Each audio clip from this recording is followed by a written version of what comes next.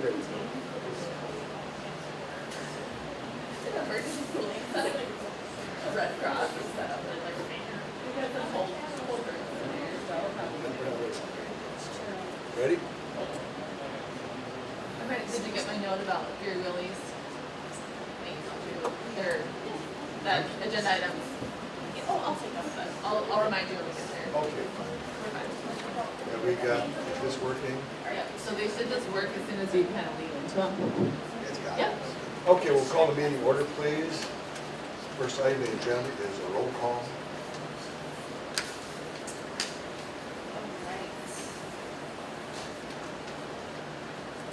Sorry, looking for my notes.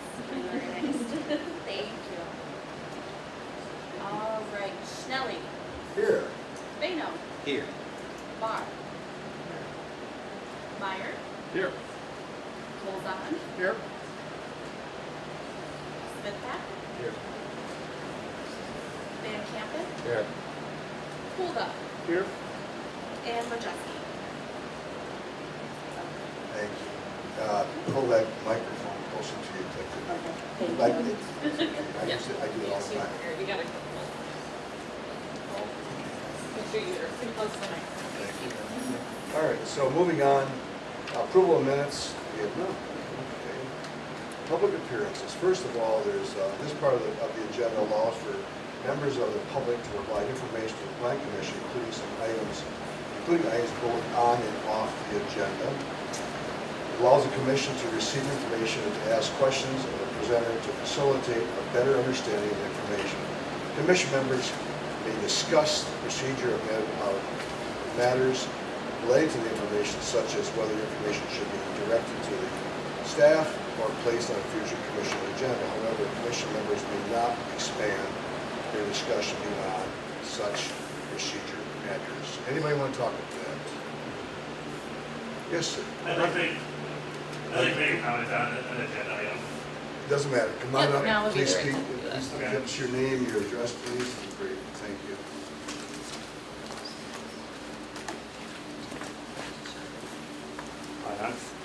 Hello? It's not working, is it? We're working on them, but yeah, if you could just speak up for now, we'll Okay. see if we can get this Yeah, we'll a hear little you. bit louder. So my name is Matthew Fink. I think I've been here before. So my partner Shannon and I have lived in Oregon for about 9 years. We actually live right behind the property that's for proposed development on CC at 5221 County Road CC. We live at 5221 County Road CC. So we've been to 5 or 6 of these meetings now, and I think overwhelmingly there's been opposition to this development and the density. And we've been to the village board. There was strong opposition from the public there as well, but the developer, chose not to even stick around and listen to those comments. And yet here at this meeting again with the same drawing, with the same proposal that we've been, kind of re-reviewing over and over. One of my biggest concerns is access to this development continues to be shown across my private driveway. So there is an agreed upon access easement there, but that driveway is currently only a 10-foot wide, single lane, private road. There's been no agreement to allowing improvements on that parcel, and we've actually already had issues with contractors parking on our lawn. Concerns around liability, with all these extra vehicles traveling across that property, just increased liability that wasn't there when the easement was drafted. So I just want to make sure that you all kind of understand the nuances of these two properties and how they're set up, and ask some of those questions on how, how that access is going to work, especially with fire and EMS and all of that, needing to get in there. So, any questions? No, anything else? But thank you, I Okay. appreciate the input. Good, thank you. Very much. Anybody? Yes, You ma'am. want-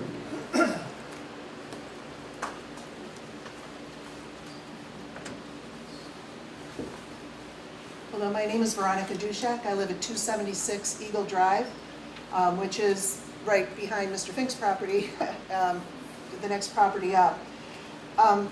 I like the fact that the design is a nice design. I like that it's a local developer who seems to want to maintain it and retain the property. What I have a concern about is three things. First of all, the U shape of the building. In the original plan that we saw, the parking lot was in front of the building. Now it's in the back of the building, which is going to add a lot of sound and a lot of lighting and a lot of congestion to the neighborhood that's right next to it. So there's going to be all those people in the parking lot, there's going to be all the noise, there's going to be all the lights. And I would like it to be considered to at least flip it back the way it originally was, keep all that noise and light and everything in the front along CC, which is just a business road. Second of all, the traffic volume that's being added between the library, the post office is going to be up here, this building's here, you add another 144 unit apartment building, and the traffic through here is going to be just crazy. Something's going to have to be done with the roads to adjust for all of that traffic. And my main point on top of that is the 4 stories of the building. The neighborhood is all 1 and 2 story single family homes. Putting a 4-story structure there, it's going to be like an island standing up with all these little houses around it. It just seems overwhelming, and the density is to me an issue. Thank you for listening. Thank you. Yes? Come on up, yeah, yes, come on up.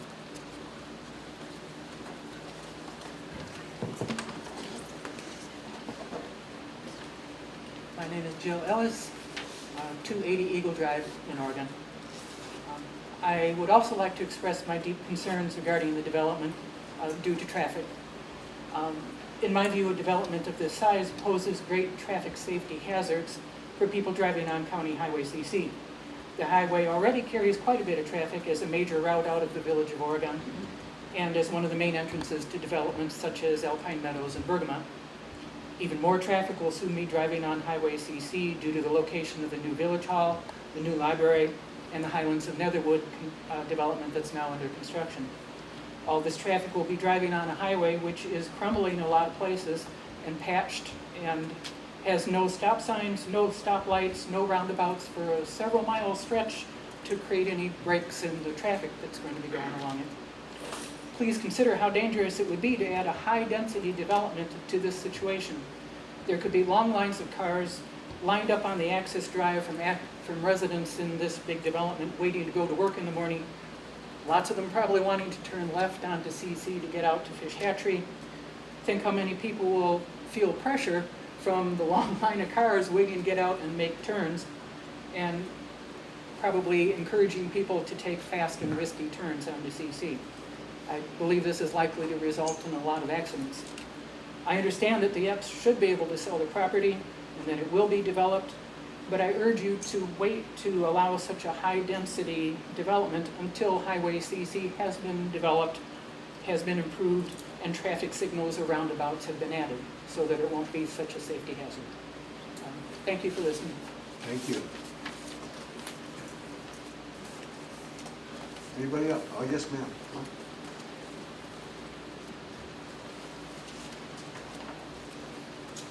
My name is Carol Cushing. I live at 1015 Drumlin Drive in Oregon. I'm not within what you consider to be the neighborhood. What also I think that's one point I'd like to make, that needs to be a little bit larger because it affects more than people within just 300 feet of what the development is going to be.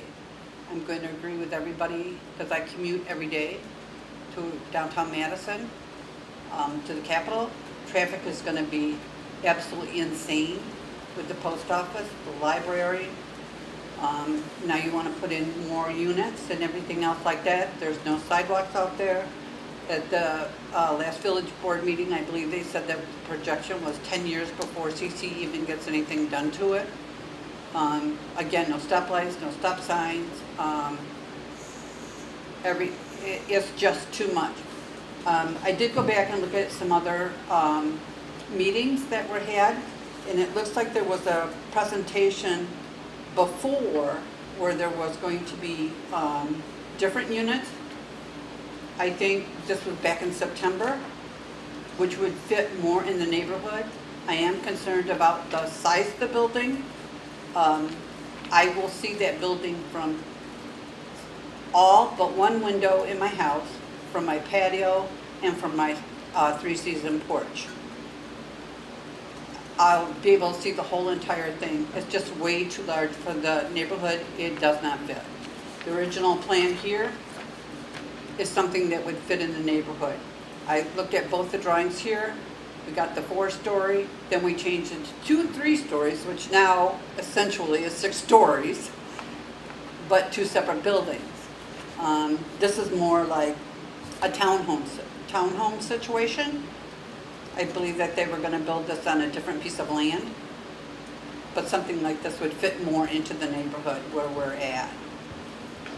I'm concerned, yes, about the noise. I'm concerned about parking lights, because parking lot lights, because they will shine right in my bedroom window. So I'm not sure that I'm really thrilled about that, and I'm sure that it'll become much more noise. So thank you for your consideration, and please do consider expanding the net there, what you consider to be the neighborhood.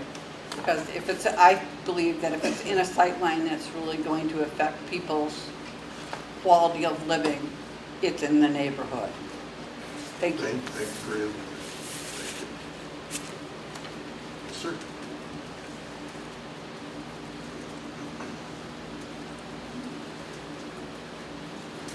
Jason Coster, 127 Lukey Lane. I'm about 400 feet from this proposed development. I could sit here and echo pretty much everything you've heard from these other people, what's been written, concerns, because those are very outstanding concerns. One thing I want to, well, a couple things I want to ask is, with the concerns with drainage, have they submitted a drainage plan to see how the water will flow and if it will cause issues with flooding in this area and all the impacts from that perspective? And then secondly, it has sounded like there's been a lot of opposition with how it's designed, so how much opposition is actually required within the neighborhood area before things actually get changed and considered, where it's more of a hard no from a lot of these committees, just because there has been, as been mentioned, a lack of change based on comments so far. The response to that? I understand you don't have that's the form, but kind of things want to broach and would like to see and kind of get feedback on overall. I understand that what we're dealing with tonight is a conceptual plan, Yep. so we're not going to make any decisions, and we're not going to really move on much of anything except to talk about it. Yep. Your input, everybody else's input will be considered while we're talking about it. Yeah. And Jason, we Okay. can address some of those questions when we get to kind of the Yeah, staff any- report. you're welcome so to, when we get you're welcome the to talk to agenda us item. again. Oh, sounds good. All right? Thank you. Thank you very much, appreciate it. Anybody else? Yes, ma'am? Boy, this is a hardly meeting that usually doesn't get this much action. Well, I don't think I'm Lori Newman Benning, 268 Eagle Drive. I don't think it hurts to hear something more than once, so some of my concerns, I'll just say what they are, and some of them are heard more than, have already been spoken to already. Concerned about the water issues and adding more hardscape. That water's got to go somewhere, and is there going to be a good enough resolution? It's one thing to say Oregon sits in a basin, it's another thing to say how you're going to fix it so someone's basement doesn't flood. My husband and I prefer the parking lot to be in the front. The size of the building is a concern. We have concerns about the oversight of the building as it's developed. Couple neighborhoods, our neighborhood in particular wasn't well overseen. We've had many issues that we've had to address as a community ourselves. I'm concerned about the improvements on CC, that possibly it'll be 10 years before it is all completely fixed. The ladder truck size, if it's a 4-story building and there's not a ladder truck that reaches the 4th story, are those people going to be out of luck? And I too have a concern about the size of the area where people receive notifications about the development going up. Obviously, 300 feet is 300 feet, but there again, all of these people are using the same roads and using the same turns and using the same ways of getting in and out of their properties. And if you're going to increase traffic, then it needs to be solved sooner than later. So thank you for listening. Thank you very much. Anybody else? Oh, yes, come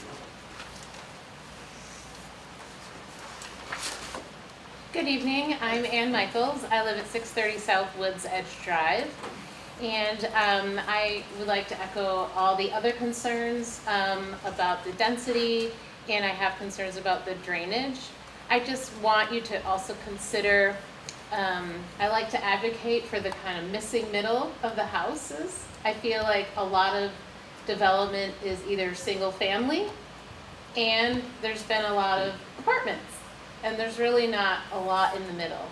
And so kind of what I personally want to advocate for is something in that space that is less dense, duplex, quadplex, something that doesn't have as big of a footprint all in one building to kind of minimize that drainage.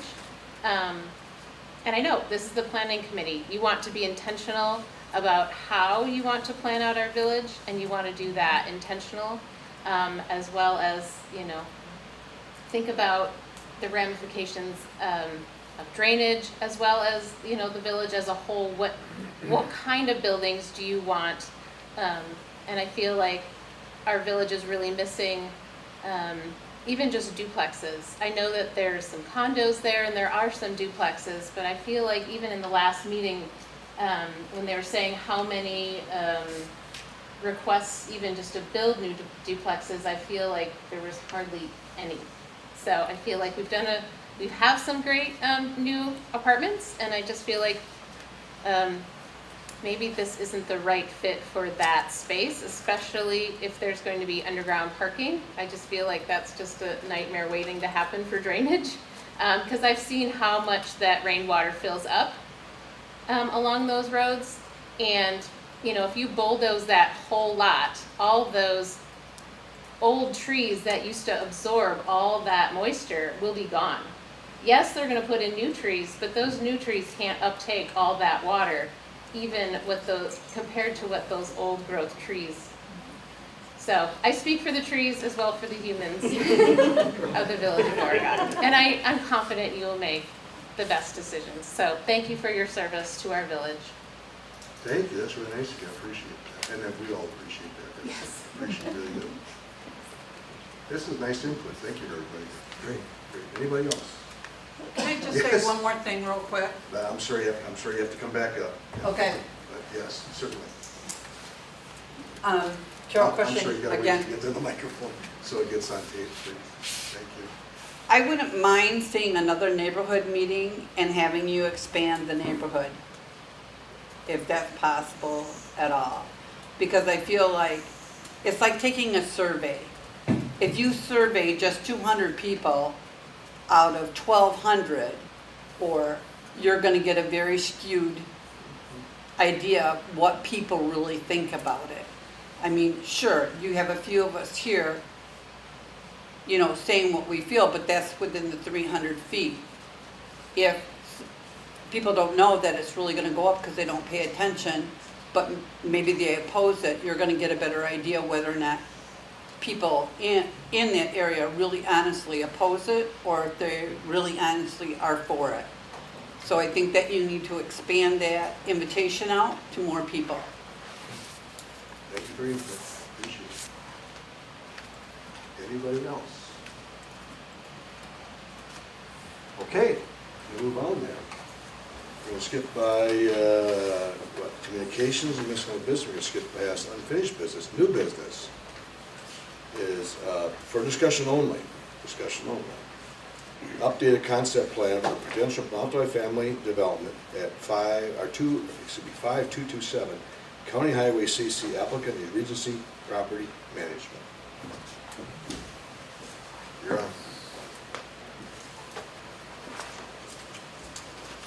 Hey everyone, Hello.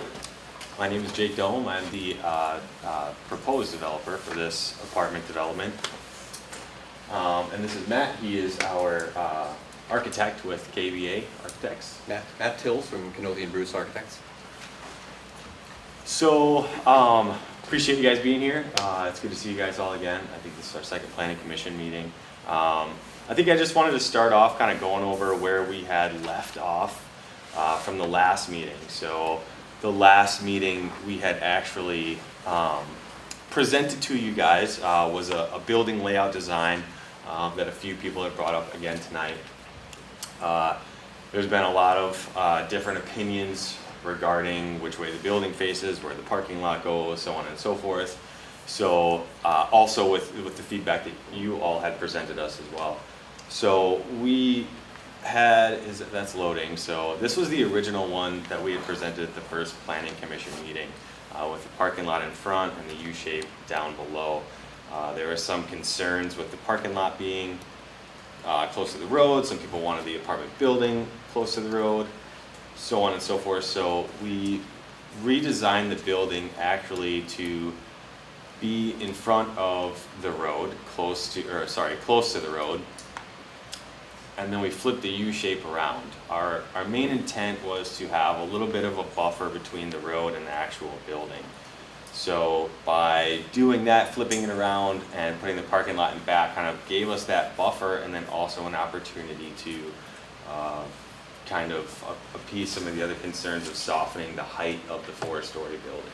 I think that's a main concern from a lot of people, whether it be neighbors or even planning commission. So we did kind of it's called a step up. So at the front there's a 3-story, and then it goes up to 4 stories behind it. It also sets the building back, so it kind of still gives an urban feel, which I think some people were trying to accomplish, and then also sets the building back for highway noise and things of that nature. That does put the parking lot behind, and I don't think that's the correct image there, Elise, because another concern was where the driveway was, and we did actually put the driveway on the close side, or the garage access to the close side of the driveway there. That was another thing that we had talked about doing at our first meeting. Another thing that we had talked about was kind of dressing up the backyard, adding a grilling area, which we did on that front kind of lower right side of the U-shape there. It's a good common amenity there that we can add for the residents. Another concern that people with the building height was doing a flat roof, which is in this design, is to actually do a flat roof, which really brings it closer to the height of a 3-story building with a gabled roof, or a pitched roof. So those are the main things that we had talked about in the last meeting, and this is our new plan. We also did some 3-dimensional renderings, so you can kind of get a better sense of what the actual building will look like. It is 144 apartments. Well, I was just going to just step in here, and these renderings give a sort of, I think they should be more considered in terms of the massing, the sort of articulation of the building. Colors and materials are still very preliminary at this point here too, so I think that would be worth considering as well. Yeah, none of this is set in stone. These are conceptual plans and designs. So we can redo the colors to fit a better natural color to blend in a little bit more, and kind of things of that nature. So you can kind of see the setback there, and then you can see perspectively with people standing next to it. And this would also be from the east side of the property where there are homes right now, and you can see, how the building is far enough away that it shouldn't be blocking a whole lot of sunlight, and hopefully isn't obstructing too much of their view, which they are already seeing due to trees and barns and things that are already there. So all in all, we think this is a great site for the development. Most housing developments start with denser multifamily, and then they work back into less dense multifamily and into single family housing, just like this whole development is, with other concerns of traffic and stormwater. We had the whole property delineated for wetlands, which is not a concern, and I've also had relatively in-depth but still preliminary engineering work done on the property to ensure that stormwater is going to be manageable. We have a great conceptual plan that I actually just got recently. I can just kind of show it here, but it actually fits the same exact layout that we already have. So the stormwater is still in the same place there, and it shows where that water will run to and how we can manage that stormwater effectively. So again, we think this is a great spot for the development. Ultimately, in the future, Highway CC is going to be redone to either incorporate stoplights and stop signs. We are willing to do whatever it takes to work with the county in order to make that happen. And I think, yeah, with that, it would be open for any feedback from you guys if you have any questions about. Anybody? Scott, you're thinking. Have you done any soil borings over there to see where the water table is as far as your Yes. underground parking? Yeah, that was all part of the preliminary engineering work that was done. So they did soil borings throughout and determined that the water table is at a sufficient level even for the underground parking. We're still 3 feet above it, which is required in any development. It's actually, I think it's like 1.5 feet is what they require, so we're well above that. Elise, can you talk to the development time frame that we have for CC? Because I guess I'm not privy to it. It's just so that I can understand it. Yeah, in terms of the improvements to CC, Yeah. it's kind of a moving target. We've mentioned this at a couple of the other meetings, but this property, Mr. Fink's property to the south here, and then there's a property just right across the street, kind of a long skinny parcel between Beehive and, sorry, right behind, yeah, sorry, the church and Mulligan's, getting Alpine and Bergamot transposed in my head, sorry. So those 3 are still in the town.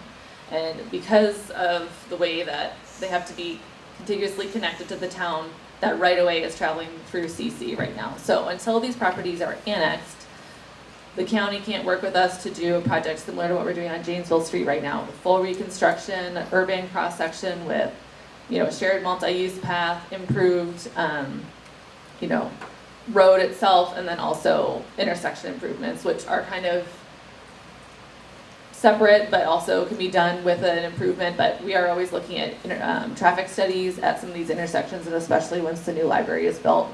The post office is that we'll probably put the Alpine CC intersection right at the top of our priority list to make sure that that's still safe and it doesn't need any further changes in the short term. So 10-year time frame is kind of flexible depending on when these properties are annexed. So they certainly don't have to be developed to be annexed. The current property owners could request to be annexed into the village and just remain as single-family homes for the time being. But until those properties are annexed and brought into the village boundary, we can't do that project with the county because otherwise these would remain as town islands, which are not allowed. They have to be connected to the rest of the town. So we certainly would love to do that project sooner rather than later. It's kind of dependent on these property owners and when they choose to annex. We cannot force folks to annex if there are people living in the homes. So it could move up sooner depending on when these properties are brought into the village. So good questions. Greg, well, I have a couple other, I guess, comments I wanted to make, and Lauren can chime in here on a couple of these things to address some of the questions from neighborhood, and also just kind of piggyback on some of what Jake was mentioning, and I guess have a few direct questions for you guys so we can make sure that he's getting the most, you know, usable feedback to take back and incorporate into the plan. So the fire EMS question was asked at the last meeting or at our neighborhood meeting. I did connect with Scott Strasberg, who works with the fire department. He consults with them and reviews all the building plans. And he said, while we don't have a ladder truck yet in the village, we do have other 4-story buildings. We've got Wolf Street has a step back, 3-story to 4-story, just south of headquarters.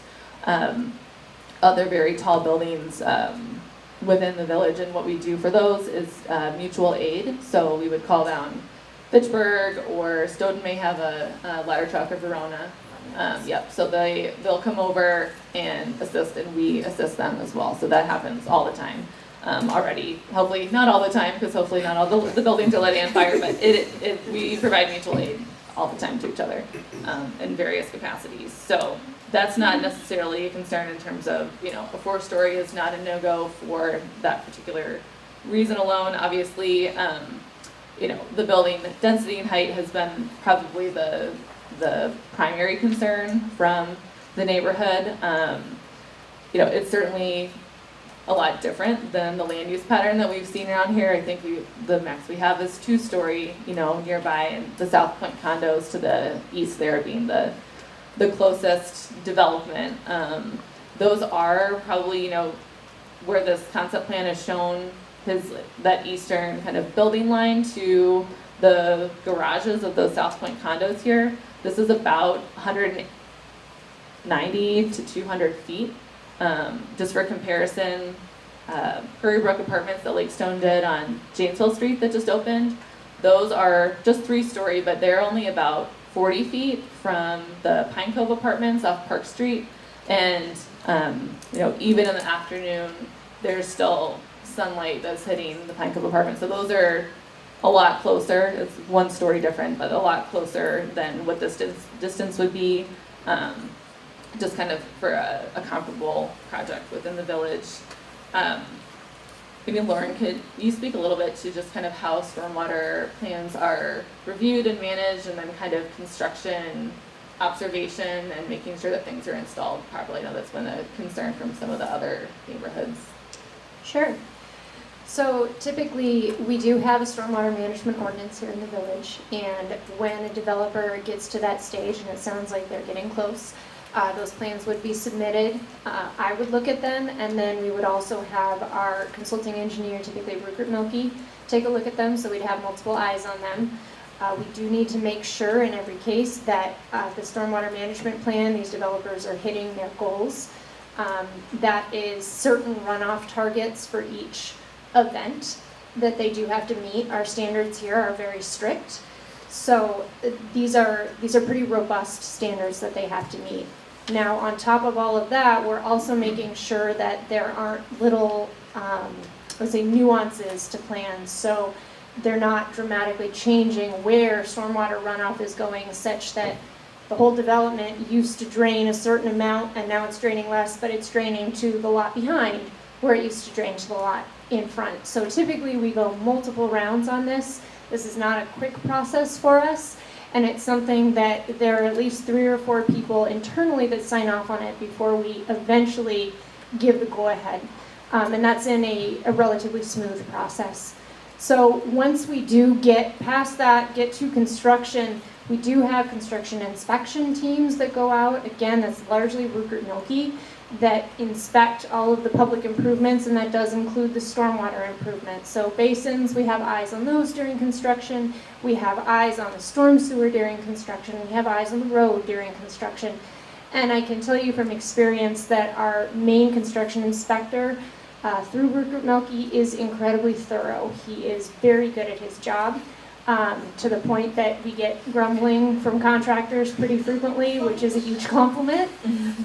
So I have utmost faith in him. When he's out there, he is looking at everything. So that's typically how that process goes. Yeah, if you have any questions.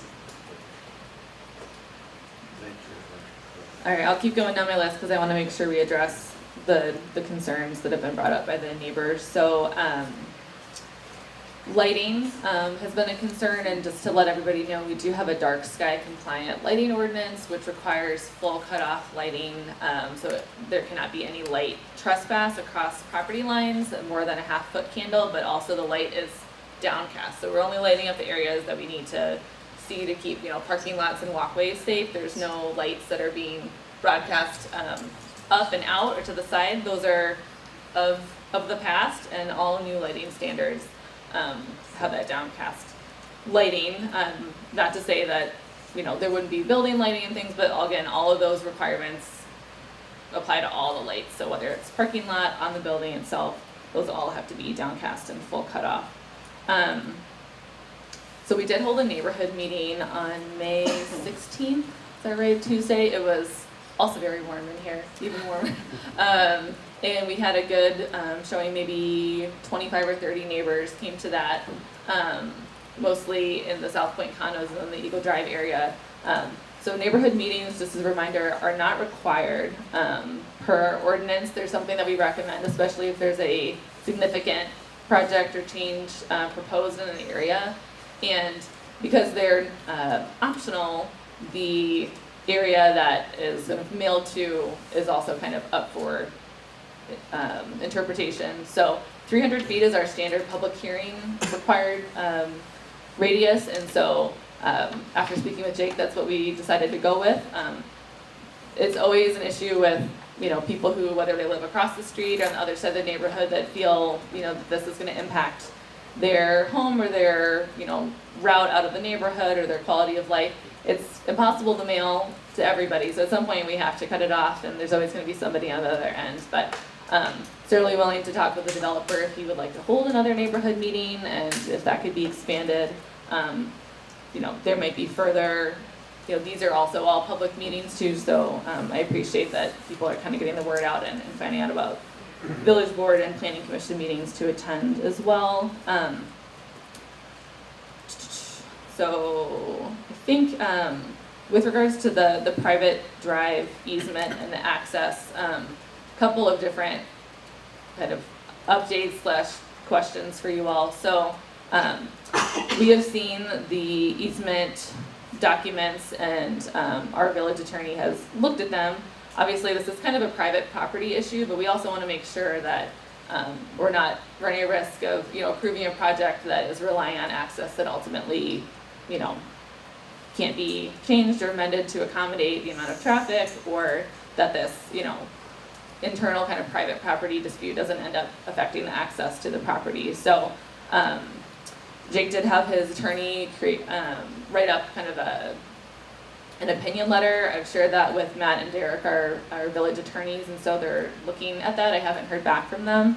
And so that's kind of to be determined, kind of probably from Matt and Derek's perspective, how much the village really wants to know that this issue is resolved before approving this, or if, you know, we're going to kind of allow this private property issue to, you know, resolve itself between the two parties and then kind of wait to see. So I need to, I haven't heard back from Matt on that, but hopefully before we would have, you know, any kind of other public hearings or other decisions, that would be clarified. So that's kind of still a question mark, kind of to be confirmed out there or be resolved. I'm also not sure, the last time you all looked at this, there was a talk about adding a second access point. That was not really clear in terms of if that would be something you would require or just prefer. Jake has done some checking with Dane County, and because this is still a county highway, they would definitely prefer to have fewer access points. But it sounds like when this property would be annexed, there's a possibility for the village to kind of help the developer advocate for a second driveway point, if that is something that we really want to push for. Again, for a comparable project in Prairie Brook Apartments on Janesville Street, that's 153 units, so pretty close to 144. We did work really hard to have 2 access points there, so we've got Perry Parkway and Janesville Street. That Janesville Street access, though, I'm not sure if it's open now, because I haven't been going down Janesville Street very often. Thanks, Lauren. But I know they were putting up the traffic light, so anyway, they've existed with one access point up until now, so probably from last summer when people were moving in until this spring. But it'll certainly, I think, be a lot better to have 2 access points to kind of break up the traffic there. I'm sure the folks on Perry Parkway were seeing a lot of folks coming in and out. So that's one question for you all, kind of second access point. Do you think that's something we should really try to work towards, or do you feel that if the shared driveway easement can be resolved and the you know, the road is improved to allow 2-way traffic, or, you know, perhaps a turning lane too, if that's that would be acceptable for this type of density here? The building height and scale here, I guess, is another thing I want to have some discussion about. And if you all feel that, you know, 4 stories is a hard no, or if you're willing to, you know, if you have other comments about step backs or lot arrangement, that might help alleviate, some of the concerns from the neighbors. We would love to hear that, as well as just kind of overall lot layout. If you have a preference on parking in front versus behind, how the building lays out. Jake, I don't know if I ever received the plan that had the driveway, for the underground parking from you, but Okay. that's pretty straightforward, so, That's how it could is be, now. yeah. It goes in and sneaks right in there. Okay, I think this is the latest one I had from you, but sorry if I missed that one. So, I guess I will leave it at that, but happy to try to field any questions and, You but threw yeah, a lot at want to us. kind of hear from you all on those points so that, we can make sure the developer is getting, When you were the most talking useful about feedback. this, I did know, backing up to the lighting issue with the, and I noticed some people in the audience kind of perked up only about, again, I'm not sure if they're familiar with this, the downward lighting, so you don't expose lighting to additional, or to the next adjacent property. Does anybody have any questions about that? Yes, What ma'am? about car lights? Every That's 120 cars pulling in there and they're all gonna beam in it. to the At next one time? neighborhood. Ain't happening. Right, but it's gonna be a constant, 120 cars is a lot of cars in a day. But it would be more than 120 cars. Yeah, There's yeah, obviously- 148 Plus Okay. lots. yeah, and so, then yeah, 100 headlights are not on consistent. surface. There is a landscape buffer that exists there, and so that's something too, just with any multifamily project having buffering or screening. That would be um, considered, that would is- be considered, yeah. but then again, please understand that, and we're probably a little bit off here, but you're not gonna have 120 cars coming at one time. You're gonna have them over a period of time. There's other spots in the village of Oregon where you experience, you're gonna have in your neighbor, my neighbor comes in their driveway, they're gonna put their lights into my house, maybe not. Let's be open to what is a possible solution to this, and again, like Elise said, there might be something as simple as a buffer with trees or whatever it might be. So there's always ways to address it. But it's open, but thank you for the comment, I appreciate that. My comment initially was to lighting in the parking lot. And I noticed a couple of people kind of question that. And John, you know a lot about that. You have any comments about that, whether or not that's a concern where the parking lot may be, if it's maybe located in the backside? Candidly, I'm not too concerned about the lighting from for the parking lot or the building itself. The comment about lights from vehicles is obviously a concern. That's something that can be remedied with landscape buffers, berms. You've got a considerable amount of green space on the property, enough to easily handle your stormwater requirements, in my opinion, and to create landscape berms, buffers for any vehicle lights or anything like that. I prefer this layout opposed to the layout that had the parking in the front. I think that it's much more approachable from that standpoint, and it will tend to slow traffic down slightly on CC a little bit. I'm still struggling with the one access point and the one access point from the private drive into the parking lot. I think that it would serve you better at a minimum to have 2 exit points from the parking lot onto the private drive. And I would welcome exploring a second curb cut out of this development. The point, Elise, I think that you brought up with the development at 150 units here, and it exited out the back side where there's not very much traffic, and there's lots of areas and directions to go from that one access point. If that one access point had been through the intersection onto, thank you. Cool, yeah. I think it would have been a different story, and I think that's sort of what we're looking at here, is a very busy traffic lane with one access point for, most of the people are going to be at 8 o'clock and 5 o'clock, simply, you know. You're putting those people onto that one point at 8 o'clock and 5 o'clock. And I just don't know if that's a good idea to do that with one curb cut. And to that point, is there something that would have to be agreed upon with the village with the developers agreement? Could that not be tied together with the resolution of that private drive?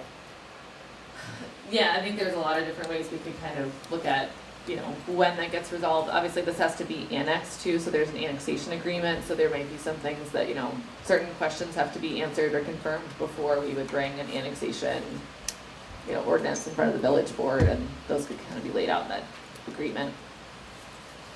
I think about trying to get a fire truck in here, and you know, the turning radius alone, you're going to lose a couple of parking stalls. Whatever, you've got enough. But I just think that instead of having it circle back to that one exit or entry exit into the parking lot from the private drive is asking a lot. So just lose a couple of parking stalls and make it a U turnaround for that. And like I said, I think that we should be looking at putting a second curb access point onto this development. This second curb cut would be still on the private drive, or would be? Well, I can't give you that answer. I leave that up to the developer. But as to Elise's point, we could lobby or help to lobby to do something for that. And I think that it would make for a better development. Yes, you'd have to change your footprint.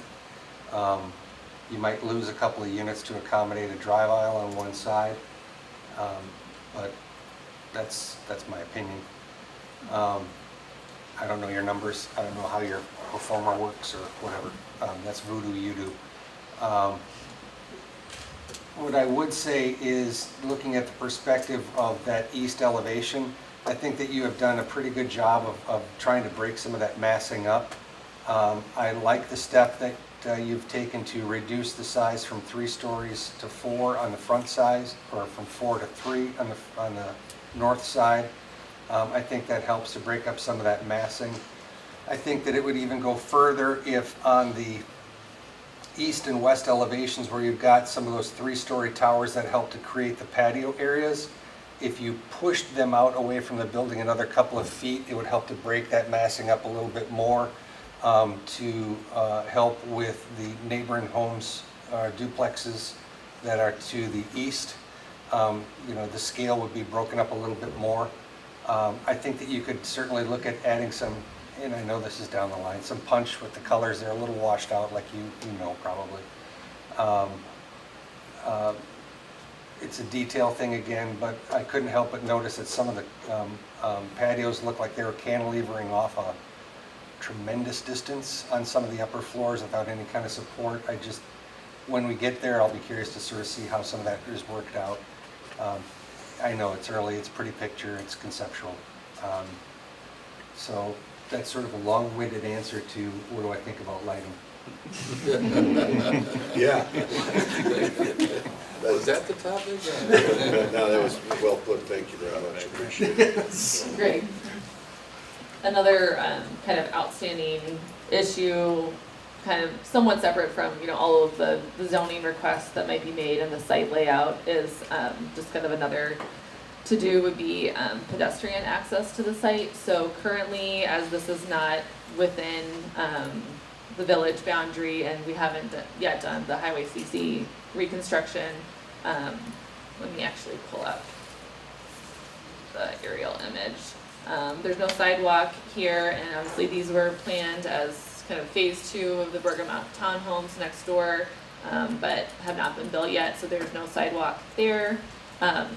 There would be, should any developer choose to move forward and annex into the village, we will require a CSM and have the front 15 feet of this lot dedicated for that future right of way, so that will accommodate kind of the reconstruction of CC and the bike paths and multi-use paths and things like that.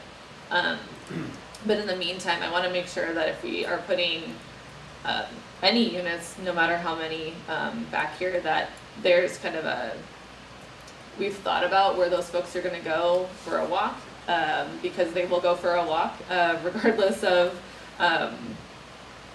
you know, property lines. So I've talked with Jake about a couple different ideas. We have a pretty good relationship with Fiduciary that owns, the townhomes in this development here. Possibly looking at maybe just a pedestrian access easement across maybe the top of their pond or along the front here, just to connect them to the sidewalk, and have a dedicated route to make residents aware of that this is the, kind of intended route for you to connect to sidewalks. We certainly don't want to make people feel marooned or that they have to get into their car to drive across the street to go for a walk at Keller Alpine Park. So, just so you know, that's something we've been talking a lot about and are aware of. Other thoughts on the building access height? Has there been any projection on how many children will live in this complex and busing and safety issues around that? Yeah. For this many people? I don't know if you all kind of want to speak to like your kind of average, maybe some of your other developments, how that's handled. I know generally apartments tend to be smaller families or younger professionals or retirees that are typically empty nesters, and so we don't typically see a lot of large families with school-age kids that live in apartments just because of the space. I think you do have a couple of definitely 2-bedroom, but some 3-bedroom units as well, so you may see some families in those spaces, but depending on how the driveway, or driveways are arranged, we work with the school district a lot on access and, construction projects and things like that. So I don't see that it would be, a bus is a lot more flexible, I think, in where they can get in than a fire truck. So I think if it worked for the fire department, it should work for a school bus.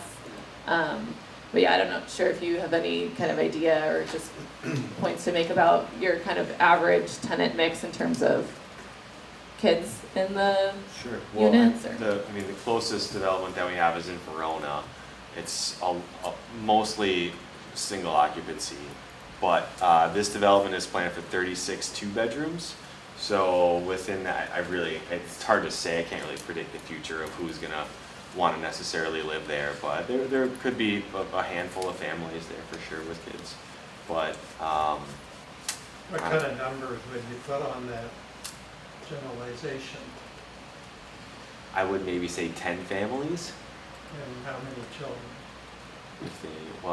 A maximum occupancy is 4, so no more than 2, unless it's a single parent with 3. So in total, how many children would that be? 20 to 30, maybe? I would say that's pretty high compared to our other developments too. I would say it's probably closer to 10 to 15 with similar unit count. I would just say, I think we can agree, it's safe to assume that school bus will likely be stuffy, because it only takes one. Yeah. Right, right, yeah. That's true. Other thoughts on building height or site access points? Pedestrian access was, something that I had in mind. You mentioned this is in the town of Oregon. We currently have a little island there with 2 families on the island, and now we're talking about putting 140 house units on an island, and the ability to walk across the street to go to a restaurant or up to the library or the post office is very difficult and unsafe in this situation. So, and we don't know how long it'll be until the island goes away. So that's a tough one for me to get over.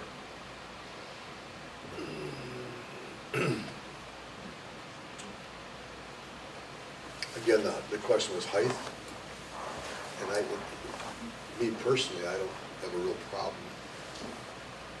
Again, you're suggesting a flat roof or a pitched roof, whatever it may be. Flat, but it's pitched for drainage on the roof. Right. Okay, so again, quite frankly, there's buildings in the village of Oregon that are that high that are residences. So I don't have a real problem with it. Me personally. Okay. Yes, You have a sir. problem with Yes, anything sir. else?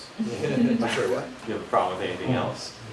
I'm working on it, I'm working on it. Yeah, you But guys ma'am, can just, what'd yeah. you say, ma'am? I'm sorry. Well, then we need, I'm talking this baby as loud as I can. Oh, there you go. You gotta kind of almost eat the Eat mic. it, you gotta eat it. Yeah. Yeah, he was just saying that he did personally have a problem with the 4 stories I don't- and the way that it's. I do not have a problem with 4 stories, as long as it's tastefully done. Okay, Other thoughts? Phil, I'm sorry. Thank you. Question for Matt, perhaps, what will be the height as proposed, or give or take? Can you give us an idea? I mean, it's probably gonna be in the order of 50 feet, you know, between 40 and 50 feet. 50. Between 40 and 50 feet.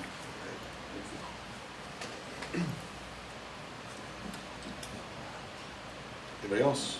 Yeah, I'll Yes. chime in. A lot of it, what I would have to say is a repeat of what John said, so I won't go into those details. I do like the flipped plan, as opposed to having the parking lot on the road. I'm a little concerned about 4 stories. I think your massing, this presentation has done a much better job than the first presentation, so I would encourage more step backs on that 4th floor. 2 feet, 4 feet, whatever you can get to minimize that mass. The biggest concerns I have right now are that easement and the traffic and the potential lineup of traffic, particularly somebody turning left onto CC. I don't know if we could limit that to a no left, but I could see that backing up cars. Is there a reason you didn't show the buffer on your plan? Is that because that easement is joint and you can't? Because I really would like to see, at least if there are any future presentations, how you deal with that buffer. Because the neighbor concerns about cars pulling out with lights, vehicles lining up, noise pollution, pollution from the vehicles are legitimate concerns that I share. I think you can, as John said, treat a lot of that with a buffer, but I'd like to see what that buffer is. Sure. What's your time frame for development? You have a crystal ball. Probably start construction next spring.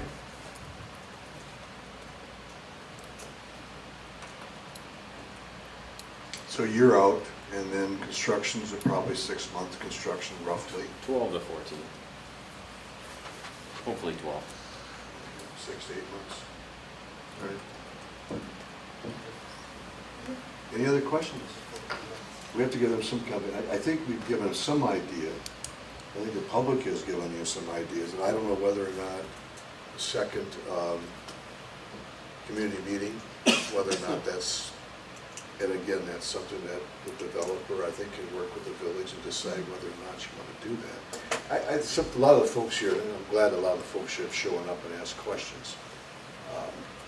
I think that it might go a long way to sort of, and I think I suggested this last time you were in, to do a section or an elevation that goes to the next buildings, just to show sort of some of those heights and how they relate to one another.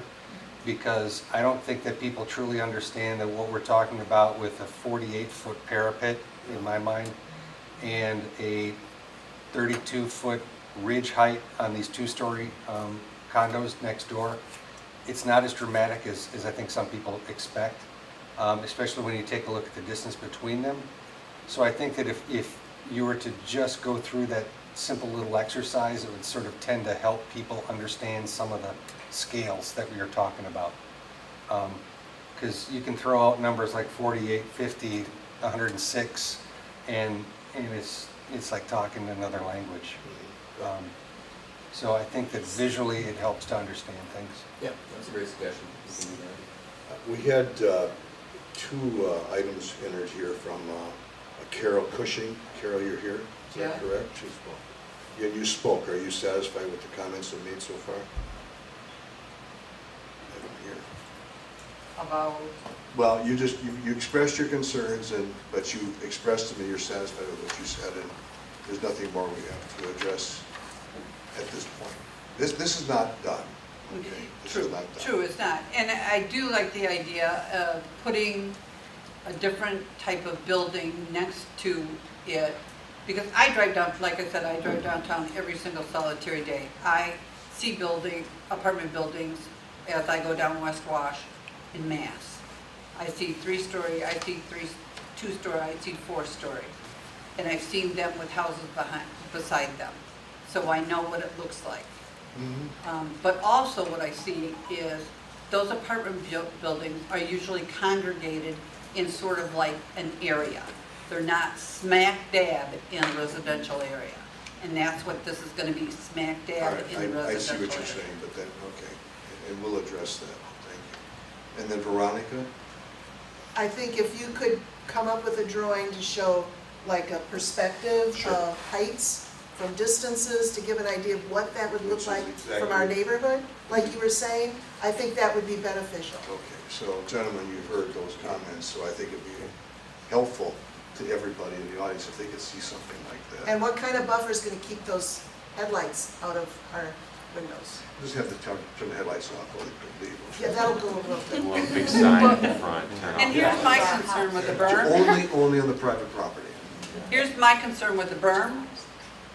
Last year, because there's a berm between my condo on Drumlin Drive and the townhomes, there's a berm. We had to have a special assessment done to put a swale system in there. Because, I mean, my backyard was a swimming pool. Well, please, So again, I'm not a fan of berms. I understand, please understand that the village is very sensitive about drainage issues within the village of Oregon. We have been for, as long as I've been on this plan commission, it's a very long time. They will address this. Our village engineers, our public works director, everybody will certainly pay very much attention to this and be very sure that it's well done. I can assure you of that. Okay? Thank you. Any Anybody else? other Anybody? questions that you guys feel like you want to hear more Yeah, feedback have on? you got some idea, so it sounds like, I'm going to try to summarize a couple of things, and hopefully I can do it well. It sounds like nobody's opposed to the design with the parking lot behind. You think it's good, so and I agree with that, that sounds right. There are concerns about lighting from the parking lot as far as car lights, address that. Address possibly a second access egress from the property. Where that comes, I don't know in the whole proposal. Sure. John, you had some other comments, maybe about, or other people had comments about, well, we want to see, it would be nice to see some kind of a rendition that shows adjacent properties and how they are affected by the height, and not going to say affected. In perspective to your property, what does their property look like? And that would be a big help, I think, to these folks understanding that it's not as dramatic as it may sound. Okay, but 10 feet is not that dramatic over a couple hundred feet. And you've done a nice job of breaking up some of the massing. Yeah, yeah. But I think that you can push it a little bit further to help sort of step some of those things down or something like that. Patrick, did we cover anything you had to say? I think you pretty well have it. Okay. So, we look forward to hearing from you again. Yeah, well, I guess, not to put you guys on the spot, but we hadn't heard from either Matthew Fuller or Eric either. I don't know if you guys had any feedback at all. Well, they'll do it the next time. Okay, all right. Loading up. No, I'm just kidding. No, if they had these guys, if they have anything to say, they will say it. Okay. Well, we appreciate the feedback for sure. Yeah. See you next time. Thank you.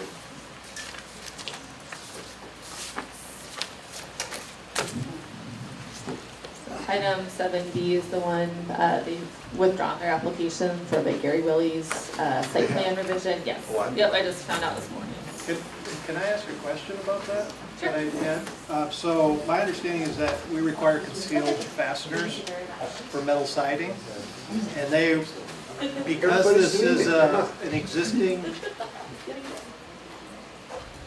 because it's an existing building, are they grandfathered in where they can have visible fasteners?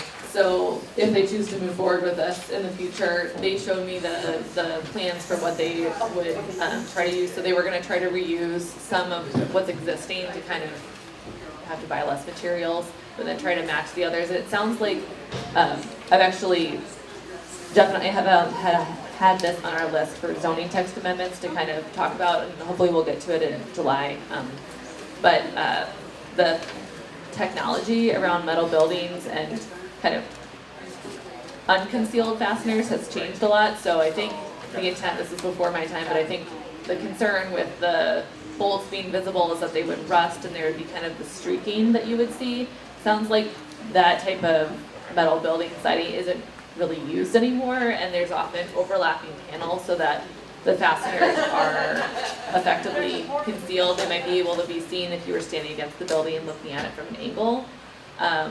Or there are strips that are placed between the panels that run vertically and they cover up the fasteners. So it sounds like there are a lot of other options there, and there's been a couple contractors that have even said, no, we're willing to come in and kind of explain a little bit and show some examples of these are what are typically used, this is what this actually looks like now. We can kind of determine if we want to leave the language in the code as it is, or if we want to change it to kind of better match what's out there in terms of materials and being used currently. So that's a future conversation, but yeah, I think for their current, what they had been proposing, it was to use existing materials when possible and then try to match color, but we've also been more flexible, I think, with just having the concealed fasteners facing the road, any visible areas, but like the back of buildings, to have the fastener, you know, a cheaper material be able to be used.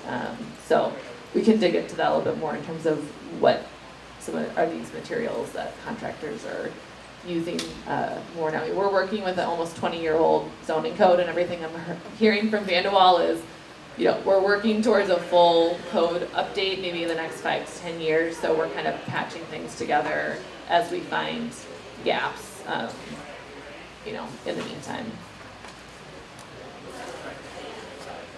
All right. And you said the item B, 7B is on hold, is that correct?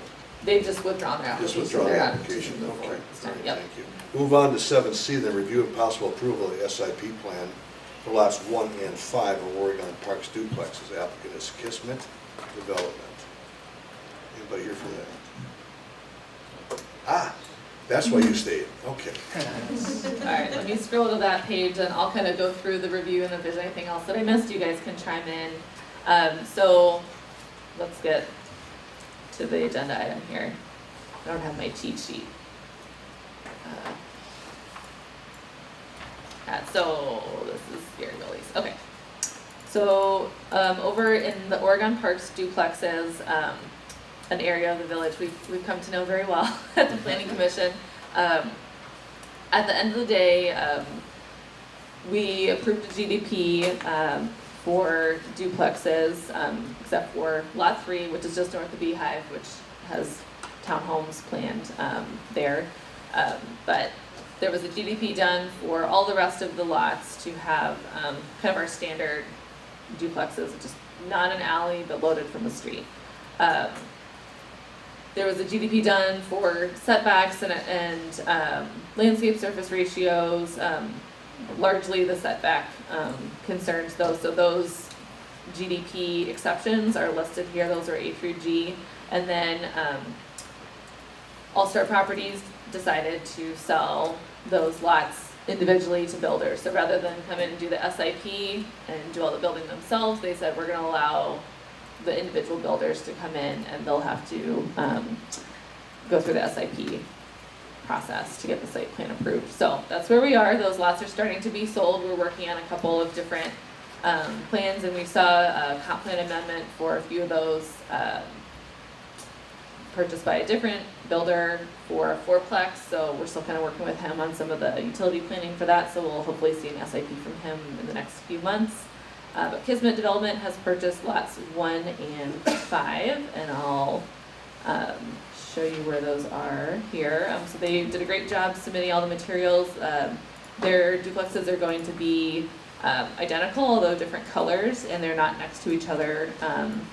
So it's be a better map here, but the first one kind of closest, just here's lot 3, here's Beehive, so this lot here, and then the second one in, so working towards Liberty Park. But they meet all the requirements in terms of what was laid out for the GDP, all the landscaping requirements. They included all their building plans, elevations, landscape plans. Give them a lot of credit. This is definitely a lot more than what was required, but nice to see how everything will tie together. So as this loads and I scroll through this, happy to answer any questions, or if you all want to ask the applicant any questions, but no concerns here. If this meets all our requirements and kind of what we expected to see in terms of being a good fit with the neighborhood, matching colors, materials, things like that. Any questions, anybody? Elise, is this the lot that is directly north of Beehive? Because I thought that there was a buffer piece in there that was kind of funky Yeah, shaped. that's lot 3. So this is lot 1. The first one's lot 1. It's north of that lot 3. So if I can, actually, I'll just go to the aerial image. So this is lot 1 right here. So that's one of their lots, and then lot 5 is this middle one there. So lot 3 is the funky one you're talking about, and obviously here's Beehive. I do think All Star Properties is gonna likely do lot 3 on their own as the builder, but those plans are forthcoming. The only other question I've got is, would this be a good time if this is going to be a development that someday could possibly maybe sort of be split off into 2 units to suggest that it get a property line down the middle for condoing? I'm not sure that we can require that, so I'm sure you all have heard of 0 lot line duplexes. Typically, if the duplexes may be sold later as individual units, banks typically don't want to give mortgages to duplex owners that one's kind of a condo type situation where there's shared, Spencer roof and everything, so they will require the property owner to do a CSM, a certified survey map, split down the middle. We do those probably every other meeting, it seems like, with existing or new duplexes. I think we talked about that with All Star and said, do you want to go ahead and just, as you're doing this replat, make all of these 0 lot line duplexes? And I think because, one, they didn't know who would end up doing the building and kind of how those buildings would be laid out, but also, the corner lots, and then, again, not knowing kind of the rental versus owner occupied structure. It's certainly something that could be done in the future, though. There's no It's just something limit to to think that. about as you develop this. Is it something you want to do now, or do you want to just wait and do it later?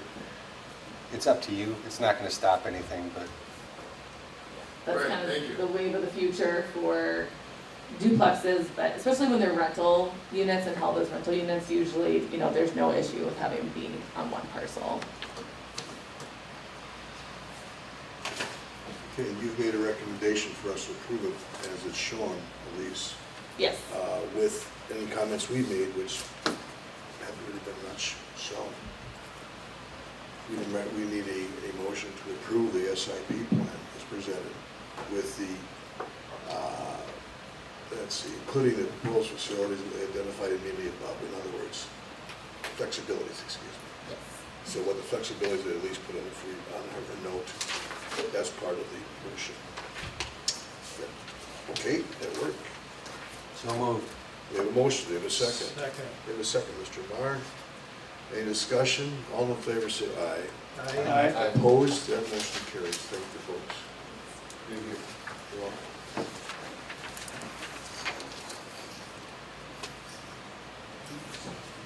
Okay, item 7D, review and consider recommendation of village board for a certified survey map at 931 Autumn Woods Lane and 5 Fairway Meadows Court. Gerald Polly is the applicant. I'll be darned. Okay, you're it. You're it, sir. I think I'm it. You're it. Get me out of the crowd. They all vacated very quickly. They certainly, I thought there was free ice cream out there, but I checked, there isn't. No, darn, that sounds really good right now. Where was that? Anybody have any questions? This is pretty I straightforward. think, yeah, so this is Mr. Polly's house and his neighbor's house.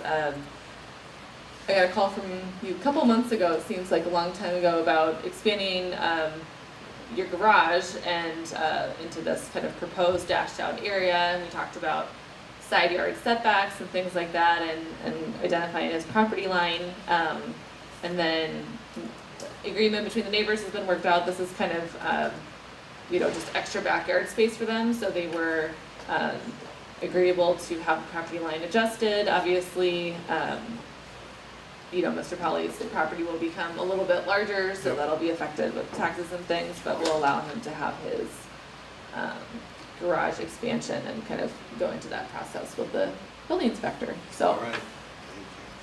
So we need a motion to recommend the village board approve a certified survey map as presented. So moved. We have a motion, we have a second. Second. We have a second, Mr. Margan. Any discussion? All in favor say aye. Aye. Opposed? Motion carries. Thank you, Mr. Polly, for waiting so long. Thank you. It was interesting. I asked my neighbor if I can put a 4-story apartment Oh, on go right it. ahead. We'll see you in a couple of weeks. Thank you. You bet. Take care. Thanks for staying so long. Sure. Item 7C, review and possible approval of resolution 2304 to the recommendation that urban service area amendment for future phases of Autumn Ridge subdivision. Okay, Elise, you want to just enlighten us or just? This is step 57 and 500 to get, for Autumn Ridge, phases 3 through 5 off of County Highway and then Wolf Street south of the middle school to bring them into our urban service area, the area that we're allowed to provide public water and sewer. So we're working towards our CARPC submittal to have that boundary line adjusted, but we had to have a resolution both by the planning commission and then the board. This is on their agenda for Monday night's meeting, just basically saying, because the village is really the one applying to have our urban service area adjusted. It's not the developer, it's the village. So this is saying we agree with, this application and its intended, development that it will serve. And this will go along with our CARPC submittal. So the way that the schedule looks like it'll work out is we'll be at probably the August CARPC meeting. They do 2 meetings. So first is a public hearing and then the second is more of a consent agenda, but just to allow any further kind of time for public comment and staff review. So looking at probably September, October kind of final approvals for Autumn Ridge Phase 3, which will be the only one annexed at this time. But it makes sense just to go to CARPC once, so we're including phases 3 and 5 together. Phase 4 is already in there, so. All right, so I'm sorry, you'll be abstaining, okay. So we need then, do we have a motion to approve resolution number 23-04 to recommend, I need the glasses that used to be here for me at the old place. Urban service area. To reconsider a recommendation, an urban service area amendment for future phases of the Autumn Ridge subdivision. I'm sorry, thank you. So moved. We have a motion, we have a second. Second. Patrick, you almost had it. Mr. Smith, thank you. Any discussion? All in favor say aye. Aye. Opposed? Motion carries. Thank you. Yes, and he abstains. I abstain. Thank you. Got it. Mr. Van Camp abstains. Thank you. Okay, then we're moving on. There's no other public appearances this evening. Status of development projects. And Jeff's not here to address that, but you at least, if you want to say anything, oh, I'm sorry. Laura, you want to say that? Yeah. Lauren, would you like to give a update on Janesville Street reconstruction project and summarize your Summarize it all. expert email that was crafted yesterday? That's right. It's been about 5 years since yesterday, so I apologize. I'm going to reach back in the memory bank here. As I'm sure everybody knows in town, Janesville Street is officially under construction now. So the village has passed what we call Phase 1 of the Janesville project. So our construction contractor, Fisher Excavating, has moved from the Spring Street area down to Kierstead. And they will continue to work throughout the month of June between Kierstead and Perry Parkway to replace the water main in there and do some spot repairs of sewer. This all got exponentially more complicated as of today because the county now has moved in between Spring Street and Kierstead, and they are going full speed ahead. They really want to get this done by the end of summer, early fall, so they have a very ambitious schedule. What this means for us is that there will be quite a few closures and impacts to residents. We're doing our absolute best to communicate that as far as we know with our contractor, but unfortunately we have very little control over the county. They do what they need to do to get their jobs done, and so we will probably just be kind of running interference for much of the summer and just trying to get this information out and help out all the various groups that are working. There is also kind of another complicating factor in that Alliant is also replacing all of the gas main in the triangle between South Main Street, Janesville Street, and Parity Parkway. So there are going to be 3 parties all dancing around each other all summer long, so best of luck to all of us.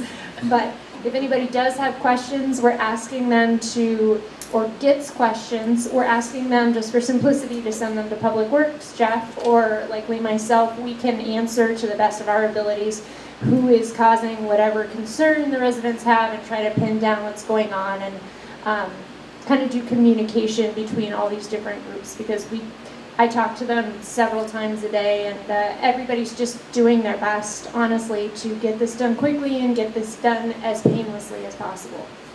Great, thank you. I'm just curious, it's the contractor. All the PVC and ductile iron sitting at the wastewater treatment plant is for that project, correct? Correct. So this was a different way of approaching things. Typically, as you know, the contractor would purchase their own materials and they would go ahead and wrap that price into a unit cost. Yeah. For those that aren't aware, we had COVID for several years, and it did really disrupt the supply chain. And so last summer, as we were trying to put this project together, we were told by our contractors that if you don't order ductile iron in particular now, you will not get it for another 12 to 18 months. And so if we had waited, it's very likely this project would have fallen off the radar. And because ductile iron, and specifically 12-inch ductile iron was the problem, that made it so the county couldn't do their work. So what we tried this time was essentially purchasing all this material and stockpiling it at the wastewater treatment plant. That helped us. There's no doubt that we got this project going sooner than we would have, and we would not be where we are today if we had not done it. It comes with its fair share of headaches. There are reasons that we don't typically do that. There are reasons the contractors don't really like to do that either. So we, yes. So would we do it again? Preferentially, honestly, probably not. In a similar circumstance, yes, it did clear the way for things, and it's been worth the trouble that it has caused. So we're grateful that we did it. Do I hope it goes back to normal soon and we can all do what we were, the way we were brought up to do it? Absolutely. Well, it's a smart idea, and I'm glad the contractors commented on it so that we got the project going. So that's good. Yeah. That's good. Okay. Good. Thank you for the input. Anything else you want to tell us about? Just upcoming stuff. I think the concession stand at JC Park, that construction will start later this summer. Well, I'm sorry. Concession stand really? for JC Park. Yep. All of the fields, the grass is coming in really nicely. Yep. It's been, watered obviously with the lack of rain over the last couple of weeks, but those should be playable later this fall. Pickleball. I'm not sure if we've heard a final update, but their goal was to try to open by Memorial Day. I'm not sure if they made it, but likely here in early June. So some final painting and things over there. Couple just things to look forward to in July and August for Planning Commission. We'll have the site plan for the post office most likely at our July meeting. Also, I'm not sure if I shared with you guys, but North Point did get their WIDA grant awarded this year, so for their Oregon Parks project just north of Mulligan's and Journey Above there. So they'll be coming back with their SIP to the kind of finish out the plans, and then hopefully working to start construction later this fall. We'll actually be working with the village board to create a TIF district just for those parcels, rather than taking some of our affordable housing funds, just with prices going up and some of the different financial stack reorganizing itself. So we'll be working with the village board starting on Monday on those efforts. And then I just got a draft today of our comp plan update. So I have not opened it yet. And so I'll probably be spending June and July going through that with staff and our consultants to make sure that we didn't miss any kind of glaring items. And then hopefully our August meeting, you all will see the first draft of that. So we'll have a couple of reviews. It sounds like so much had changed that they won't be providing us with a red line version, but it's an entirely new, clean copy that's kind of reorganized and reformatted. Our last comp plan was kind of pieced together from the last comp plan, so essentially we're working with a 20-year-old document. So simplifying it and kind of starting fresh. So I look forward to opening that email and then getting some of those documents in front of you guys later in the summer. All right, thank you. Again, the meetings, the next meetings are July 6th, and then August 3rd. August 3rd I will not be here. I'll actually be on vacation with my family. So. All right, anybody else, any questions? If you have any questions about the staff meeting agenda, nobody probably has any. Okay, we need a motion to adjourn, please. So moved. We have a motion a couple times. How about a second? I'll second it. All in favor, say aye. Aye. Opposed? Motion carries. Thanks, everybody. Appreciate that meeting. Well done. It is. Oh, okay, yeah.